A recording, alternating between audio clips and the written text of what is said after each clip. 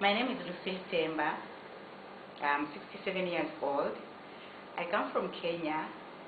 I live in Nairobi, near Nairobi, not really Nairobi. At the moment I'm not working, I'm retired, but I used to work as an agronomist. My sickness started quite some time ago. I would say many years ago.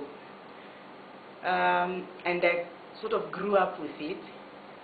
And then about 35 years ago, when I had my child, it was really painful, it was really bad, but the doctors treated me, gave me some painkillers, physiotherapy, and I felt I was okay. And I continued, but I would get on getting this pain off and on, off and on. It continued until 2002. It became quite severe. So I started seeing doctors.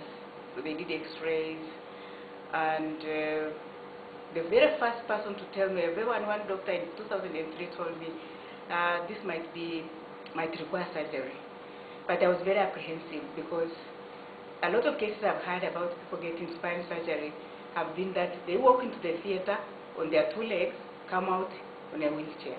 And I said, I'm not going to have that. Let me just go the way I am. And as the pain continues, I would keep on getting advice, go to this doctor, go to that doctor. I saw quite a number of doctors. Then in 2014, I saw a doctor who told me to do an MRI. When he looked at the MRI, he said he wasn't a specialist in spine surgery, but he was going to refer me to a spine surgeon.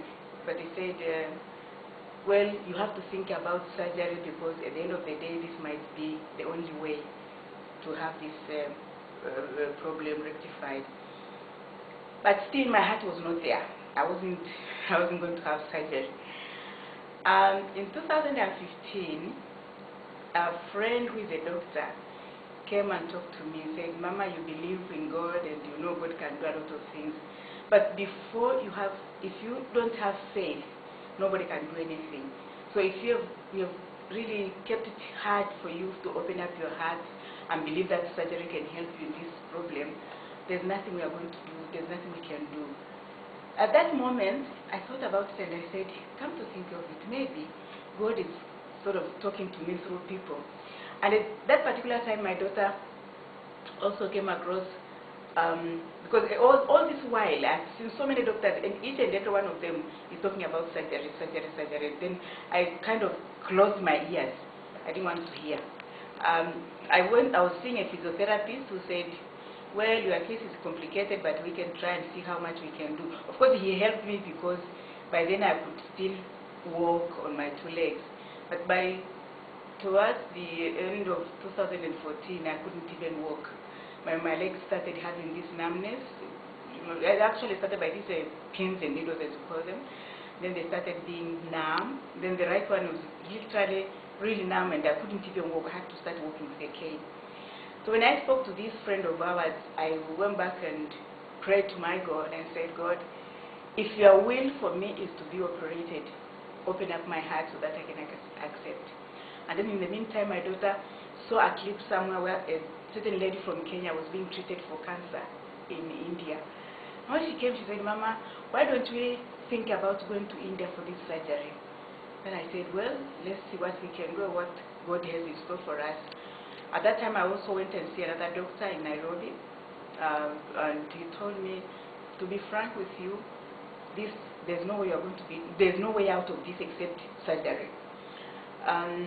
So he said he was an Asian, and I asked him if he knew any good hospital in India or any good doctor in India. He said he can't really know, but I look for people who have at least going to come to India and they have been able to be treated.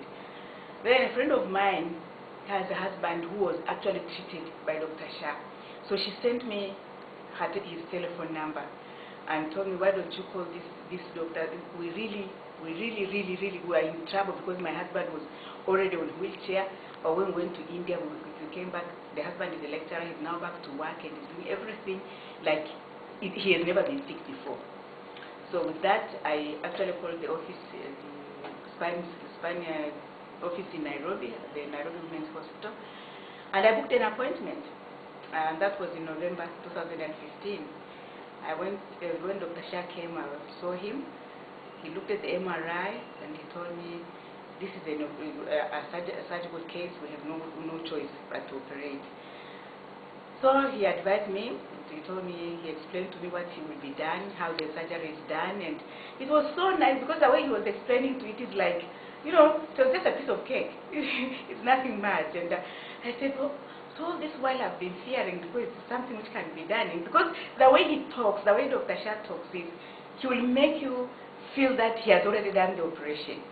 So I said, okay, doctor, I will come. Then he gave me the breakdown, what is required. Of course, my family, we didn't have that much money at that time. So I couldn't come in 2015. We tried to gather finances. So March 2016, I flew to India. I came here in Ahmedabad, and Dr. Shah and his team met me. We discussed it, and then we did another MRI. And this particular MRI, this one we did in India, and it showed that instead of those, because they have said we had this L3, L4, L5, don't ask me what they mean, but I know it's something to do with the bones at the back. Then he said, now it has even gone further. The L2 is also affected. So the operation was going to be even more difficult than he had anticipated. But he told me there's nothing to worry. Let's just believe and everything will be okay. So we really believed. We prayed with my sister who had always accompanied me. When the day came, it's like I was just walking to another hospital just to have a baby, an antibiotic or something. I didn't even feel like I was going for an operation. And then I was operated upon, and they tell me I lasted in that theater for about 12 hours. And so when I woke up, I thought I was going to wake up to find that I cannot even move my back, I cannot even turn. So surprisingly, I woke up and I found I was even lying on my back, and I was not feeling any pain. And the doctors came, Dr. Shah and his team came and told me, Mama, you are okay, we've done everything, we have managed to decompress the nerves which are already compressed, and we have managed to fix the bones. We've done some bone graft, and you are okay, you are okay. I was actually in a dream. So when I completely woke up, while I was still in ICU, and my sister came and saw me, that's when I realized I was not dreaming. I was actually awake, and I have been operated upon. And I could stand. I could ask the nurses that this side I'm lying on, I feel pain. They would come and turn me, and I said, did these people really operate my back, or was it an imagination? So the first thing I did was to move my legs, to be sure that my legs were functioning. I moved my legs and I felt the right one is moving, the left one is moving. I could bend, I could turn. I said, oh, then I'm okay. And here I am. I got all the care, and the doctor has been taking very good care of me. Actually, I was operated on a Tuesday. On Thursday, I got out of bed. I could, on a walker, I could take a few steps on a walker. Something I never believed is workable. Because after the operation, the doctor said it was one of the difficult ones because it had lasted for so long. I didn't believe I could walk so early. On Friday, I was actually walking. On Saturday, I was walking without the walker. I was taking a few steps without the walker. On Sunday, I was more or less asking them, let me go for some sort of a running around. Because I was feeling so okay, no pain, no nothing. Because the pain used to be so much on my legs, on my back, and now when I wake up and I have no pain, also there was this, after the operation pain, which is normal. The doctor told me it's normal, especially for the legs. It will take time before they really come back to normal. And really, I can't, it is like I'm a new person. I even sang a song, I'm born again, I'm a new person. Because if I imagine the pain I have been going through and I see what I'm doing right now, today is exactly 3 weeks since the operation, and I'm walking, I can walk at least 100 meters without any support, as long as I wear the brace. And I'm getting ready to go home in a straight, because I had already bent one way, but now I'm very straight. I'm walking really straight. Really, and I've told them that I'm going out there, I'm going to spread I would say I'm going to spread the gospel.